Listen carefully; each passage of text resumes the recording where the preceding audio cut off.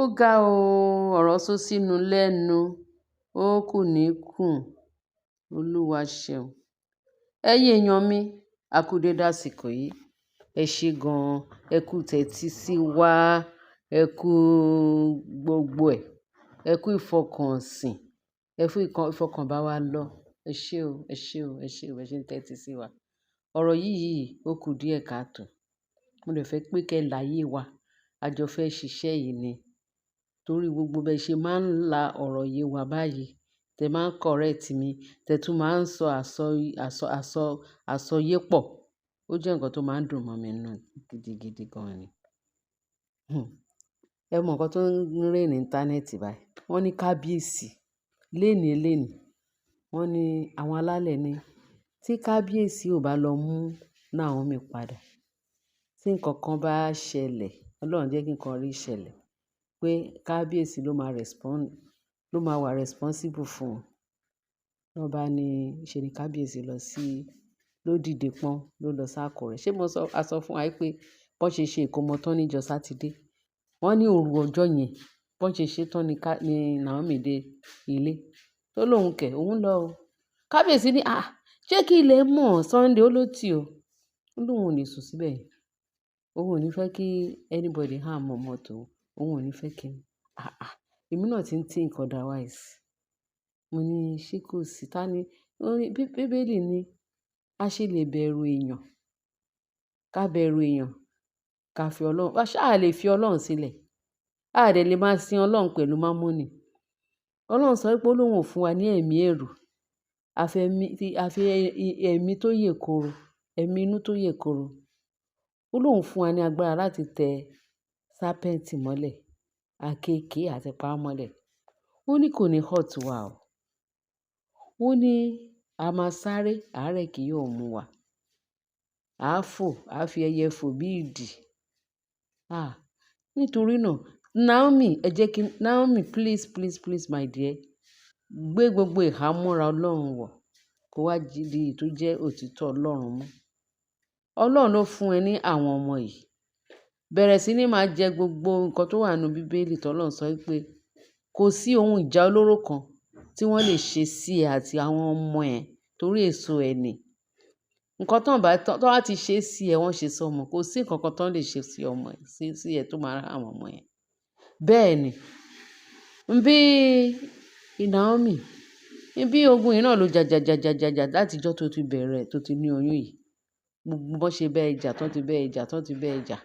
Wọ́n gbógun lọ́tùn, tán gbógun lósì. Wọ́n fẹ́ kí ọmọ yìí, kí oyún ò yá. Ó tún bí ọmọ náà ní wọ̀rọ̀wọ̀rọ̀sẹ̀, ìwọ nìkan ló bí nǹkan, wọn ò fẹ́ abẹ gbé ọmọ jáde nínú ẹ̀. Ṣé ìyẹn ò tó láti yin Ọlọ́run lógo? Ṣé orí Ọlọ́run wa yìí tá à ń sìn? Ọlọ́run wa tá à ń sìn kì í ṣe Ọlọ́run àìkú kọ́, Ọlọ́run àìkú ni o, kò kú o. A sìn Ọlọ́run òkú o. Alààyè ni Ọlọ́run wa. Ó ní ké pè mí, èmi yóò sì dá ọ lóhùn. Èmi yóò sì fi ohun ńlá àti alágbára nì hàn ọ́ ní ohun tí ìwọ kò mọ̀. Bíbélì ló sọ fún wa. Bẹ́ẹ̀ ni. Ó ní Ọlọ́run ò fún wa lẹ́mí ẹ̀rù, àfi ẹ̀mí agbára àti ẹ̀mí inú dídùn tó yè kooro. Kí ló dé tó ń bẹ̀rù? Ẹgbẹ̀rún sáàmù lè sá mọ́ Ọlọ́run lọ́wọ́. Níbo lo ń sálọ? Ò bá wà l'Ákúrẹ́, ò bá wà l'abroad, ò bá wà níbikíbi. Ààbò Ọlọ́run a máa dájú. Ọlọ́run ó wà ní everywhere. He's omnipotent and omniscient and omnipresent. That is our God. Tó bá ti gbé gbogbo ìhámọ́ra ọ̀rọ̀ Ọlọ́run, ó gbé gbogbo ẹ̀wọ̀, kò sí nǹkan kan tó máa ṣe àwọn ọmọ ẹ̀. Kí ló ń sá fún? Ó fẹ́ bẹ̀rù èèyàn láti máa ṣe Ọlọ́run. Tá làwọn tó ń bẹ̀rù? Ó lóhùn fún wa lẹ́mí ẹ̀rù. Bẹ́ẹ̀ ni. Ṣé àwọn èèyàn lásán, Sátánì, ó ń bẹ̀rù Sátánì ni. Oh my goodness. Oh my good God. Ó ń bẹ̀rù èṣù. Èṣù dẹ̀ lọ ga gbogbo wọn. Kí ló dé tó ń bẹ̀rù èṣù? Wà ń bẹ̀rù olórí Mariam. Àbí èṣù ni now. Ó ń bẹ̀rù Ashley. Èṣù ni wọ́n now. Àbí Tóbilọ́ba. Èṣù ni wọ́n now. Àbí gbogbo àwọn tó ń lérí léka fún ọmọ ẹ̀ tán dẹ̀ ń ṣe oògùn, àti èyí tó wà ní kọ̀kọ̀, àti èyí tó wà ní gbangba, gbogbo èyí tán ti ṣe pamọ́, àti èyí tán ti rì mọ́lẹ̀, àti èyí tó ń fò lọ́sàn-án, tó ń fò lóru, tó ń ṣe gbogbo ẹ̀. Oh my God! Ọlọ́run sọ fún wa pé Ọlọ́run ò fún wa ní ẹ̀mí ẹ̀rù, bí kò ṣe ẹ̀mí ọgbọ́n àti agbára àti inú tó yè kooro. Kí ló dé tó ń bẹ̀rù èèyàn tó ń ṣe Ọlọ́run? No! Wọ́n ní kábíyèsí, ẹ̀yin èèyàn mi. Oh, ẹ má bínú o, torí ọ̀rọ̀ gangan tí mo fẹ́ sọ yìí. Wọ́n ní kábíyèsí lọ sáàfin. Ó ní Naomi, wọ́n láwọn alálẹ̀ ni kó máa palẹ̀ mọ́, pé nǹkan kan gbọdọ̀ ṣe àwọn ọmọ yẹn. Ní Naomi ló wọ̀n lọ o. Kábíyèsí ní kó padà sáàfin, ó lè bẹ̀rù wọn títí. Kó wá sọ pé ẹni mélòó ló fẹ́ sá fún? Má bọ̀ láàfin. Wọ́n ní kábíyèsí ò tiẹ̀ sọ fún pé òun bọ̀ o. Láti Àkúrẹ́ pé àfìgbà tó dé Àkúrẹ́ láti Ifẹ̀. Wọ́n ní kábíyèsí ò sọ fún Naomi pé òun bọ̀. Wọ́n ní bó kan ṣe lórí ẹ̀ bá lé lójijì lénìí, bóyá bẹ̀rẹ̀ sí ní máa palẹ̀ mọ́. Pẹ̀lú gbogbo àwọn convoy àti gbogbo wọn bẹ̀rẹ̀ sí ní palẹ̀ ẹrù náà. Wọ́n ní bí Naomi ṣe ń sun yọ̀bọ̀ nìyẹn. Wọ́n ló ń sun yọ̀bọ̀ tó lóun kẹ́ òun tẹ̀lé kábíyèsí. Wọ́n ní ìyá ẹ̀ ní ilé ọkọ ọmọ lọmọ ń gbé, ilé ọkọ ọmọ lọmọ ń gbé, máa lọ sí ilé ọkọ ẹ̀. Kò sí ibikíbi tó bá wà, tó bá fẹ́ hàmù ẹ̀, wọ́n á hàmù ẹ̀. Padà sọ́hùn, má bẹ̀rù èèyàn kò ṣe Ọlọ́run. Ọlọ́run máa dúró tì ẹ́. Agbára Ọlọ́run bẹ síbẹ̀, Ọlọ́run sá fún wọn. Hey, it's a disgrace. It's a shameful to the child of God tó máa bẹ̀rù àwọn. Òun sá fún àwọn ilé èṣù, òun sá fún Sátánì. God forbid. God forbid. Holy Ghost fire. Holy Ghost fire. Níbo ló fi t'Ọlọ́run sí? Níbo ló fi Holy Ghost fire sí? Ó ní wọ́n attack ẹ. Oh my God. Ta ló ń attack ẹ? Ta ló ń jẹun? Sátánì. Ta ni Ọlọ́run tó ń jẹun títí Sátánì ń jùrù tó sọ pé òun fẹ́ disturb? God forbid.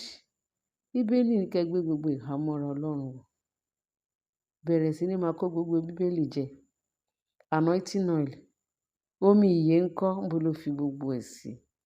Màmá ẹ̀ sọ pé ó ní èmi kì yóò bẹ̀rù ẹ̀rù nítorí pé ìwọ wà pẹ̀lú mi, ògo rẹ àti ọ̀pá rẹ yóò tù mí nínú. Ìwọ tẹ́ tábìlì oúnjẹ sílẹ̀ níwájú mi lójú àwọn ọ̀tá mi. Ago mi sì kún àkọsílẹ̀. Nítòótọ́, ire àti àánú yóò máa tọ̀ mí lẹ́yìn ní ọjọ́ ayé mi gbogbo. Kí èmi kó lè máa ròyìn iṣẹ́ Olúwa títí láéláé. Àmín. Kí ló ń bẹ̀rù? Naomi, go back to your husband. Agbára ẹ̀jẹ̀ Jésù ń bá ẹ lọ. Holy Ghost fire. Holy Ghost fire ló máa tẹ̀lé ní gbogbo àyíká àti lágbègbè. Please, má dojú gbàgbọ́ tì wá, má dojú gbàgbọ́ tì. Ọlọ́run ò ní dojú gbàgbọ́ tì wá o. Gbé gbogbo ìhámọ́ra Ọlọ́run wọ̀. Tẹ̀lé bàbá kábíyèsí padà sí ààfin. Ní pé ilé bàbá ọmọ lọmọ kì í bọ ọmọ lẹ́rù. Gbé àwọn ọmọ yìí lọ fún bàbá ẹ̀. Àwọn alálẹ̀ tán sọ fún ẹ pé kó padà. Ọlọ́run ló lo ohun gbogbo, Ọlọ́run ló mọ gbogbo. Ọlọ́run ló mọ ohun gbogbo. Àwọn alálẹ̀ yẹn bọ́n ṣe wà yẹn, Ọlọ́run ni. Ọlọ́run ló ṣẹ̀dá gbogbo wọn. Tọ́n bá ti ṣe ibi, tọ́n kì í ṣe ibi. Gbogbo wọn pátápátá wọ́n ní kó máa bọ̀. Gbé agbára Ọlọ́run, gbé dání tó bá ń lọ. Ó tiẹ̀ ti tẹ́lẹ̀ díẹ̀ nílẹ̀ kábíyèsí. Go. No weapon fashioned against you shall prosper in the mighty name of Jesus. You shall go freely and live there freely in the mighty name of Jesus. Àwọn náà máa sá fún ẹ, kì í ṣe ìwọ ló máa sá fún. Ìwọ kọ́ ló máa sá fún wọn. Àwọn náà máa sá fún ẹ. Tó bá rí ẹ báyìí, mi náà ni. Anywhere they see you, they will be seeing Holy Ghost fire. Fire ló máa surround àwọn ọmọ yẹn. Bẹ́ẹ̀ ni. Àwọn ọmọ yẹn bọ́n ṣe wà yẹn live wire ni wọ́n ò ṣe é gbámú. Iná ni wọ́n kàn ò ṣe é gbámú. Lágbára ẹ̀jẹ̀ Jésù. Tẹ̀lé kábíyèsí lọ sáàfin. Ìjọ wo ló fẹ́ ṣe yẹn dẹ̀? Gbogbo àlá máa gbàdúrà. Gbogbo ẹ̀yin olólùfẹ́ Naomi, ẹ bá fàdúrà máa ran Naomi lọ. Bẹ́ẹ̀ ni gbogbo wa. Pẹ̀lú inú kan, pẹ̀lú oore ọ̀fẹ́ àjẹǹjẹ tán. Máa kọrin ìyìn, máa kọrin ọpẹ́, máa kọrin ògo. Mímọ́ o, sí Baba, Ọmọ, Ẹ̀mí mímọ́ o. Sọ́lọ́run olùtùnú, ògo, ọlá, hallelujah, ọpẹ́, ìyìn, ògo, ọlá. Kó a máa kọ orin ọpẹ́, orin ìyìn. Tẹ bá débẹ̀ kẹ́ dá ṣọ́ọ̀ṣì lẹ̀ sínú ààfin. We praising God. They will flee away. Bible say resist the devil, they will flee away. They is there to flee away from you, from the children. The children, they are fire. Take fire, surround all of them. Kí ló ń bẹ̀rù? Bíbélì ní Ọlọ́run kò fún wa ní ẹ̀mí tá fi máa bẹ̀rù. Á máa bẹ̀rù. Kì í ṣe ẹ̀rù. A lè bẹ̀rù. Búburú kan a ní bẹ̀rù ọ̀sán, ká ní bẹ̀rù òru. Bíbélì sọ bẹ́ẹ̀. Olúwa olùṣọ́-àgùntàn mi, èmi kì yóò ṣaláìní. Ẹ gbé orí yín sókè ẹ̀yin ilẹ̀kùn. Ká gbé yín sókè ẹ̀yin ilẹ̀kùn ayérayé. Ọba ògo yóò wọ ilé lọ. Ta ni ọba ògo yìí? Who is there? Ta lẹni náà? Ta lẹni náà tó fẹ́ attack ẹ? Ta lẹni? Ìtàn sọ wípé Tádé ní ká wò pé ó ń ríran. Mummy come and see o. Mummy come and see o. Òun rí àwọn kìíní yẹn bí àwọn ẹyẹ ògòǹgò tó bà sí ibi ẹnu window. Wọ́n lọ́mọ yẹn rí lọ́ọ̀kan. Wọ́n wá láti penetrate sínú window, wọn ò rí ààyè wọlé. Gẹ́gẹ́ bá ṣe gbọ́. Wọ́n ní ó ní kí mummy wá, mummy dẹ̀ wá ní pálọ̀, ọmọ sùn sí yàrá. Bí Naomi ṣe dé bẹ̀ ó rí àwọn ẹyẹ mẹ́ta yẹn tán bà lé ẹnu ọ̀nà kìíní. Ó dẹ̀ lè má jẹ́ àwọn olóṣó, kì í ṣe àwọn alájẹ, kì í ṣe àwọn àjẹ́, kì í ṣe àwọn emèrè. Ó lè jẹ́ pé àwọn alálẹ̀ náà wá síbẹ̀ yẹn. Wọ́n wá ń visit yín, wọ́n visit ọmọ. Fi wọ́n lẹ̀ kí wọ́n máa lọ sí ilé bàbá wọn. Kò sí nǹkan kan tó máa ṣe wọ́n. Ọlọ́run tó ṣọ́ ẹ láti inú oyún, tó ṣọ́ ẹ tó fi rore, tó fi sọ ọ́ rí. Ọlọ́run á bá ẹ wò. Ṣé ìwọ ló ní òní? Ìwọ ló ní wọ́n? It is God. Ọlọ́run tó mú wọn. Ṣé kì í ṣe àwọn ọmọ yẹn mystery ni? Mystery, they are mystery. Ìyanu ni wọ́n. Àwa máa rí dì. Fi Ọlọ́run lẹ̀ kó ṣiṣẹ́ ẹ. Tẹ̀lé ọkọ ẹ kó lọ sáàfin. Ọkọ ẹ gbéyàwó. Ó tún ẹ gbé lẹ́lẹ́kejì ni. Kì í ṣe pé bóyá this is the first one. Ó cheat anybody láti wọ ààfin. Bíbélì sọ pé tí ò bá sí ìdálẹ́bi ní ọkàn wa, pé ìsinmi ológo la ó ní. Ìwọ ti ní ìsinmi ológo títí rẹ. Kí ló ń bẹ̀rù fún? Ṣé ìwọ ló gba ọkọ wọn àbí àwọn náà wá gba ọkọ ẹ? They want to flee away. Kán padà sí ibi tí wọ́n ti ń bọ̀. Agbára ẹ̀jẹ̀ Jésù. Ọlọ́run á gbógun tàwọn tó gbógun tì ẹ́. Á fìjà fún àwọn tó ń bá ẹ jà. Á di asà àwọn àti àpáta wọn á dìde fún ìrànlọ́wọ́ ẹ. Go in the mighty name of Jesus. Bible said, no weapon fashioned against you shall prosper. It shall be well with you, and he will care for you. He will care for your children. Care for the triplets. He will care for Tade Nikawo. He will care for you. I soak you and children in the blood of Jesus. No weapon fashioned against you shall prosper. In the mighty name of Jesus Christ, I pray. Amen. Ẹ̀yin èèyàn wa, ẹ bá wa share, ẹ bá wa like, ẹ bá wa subscribe. Ẹ ṣé gan bẹ́ẹ̀ ṣe ń tẹ́tí sí wa. Ojú òní tí wa bọ́ Ọlọ́run adájú lórí wa. In the mighty name of Jesus Christ, we are prayed. Amen. Bye. Ẹ bá wa share, ẹ bá wa like, ẹ bá wa subscribe. In Jesus' mighty name. Amen. Bye.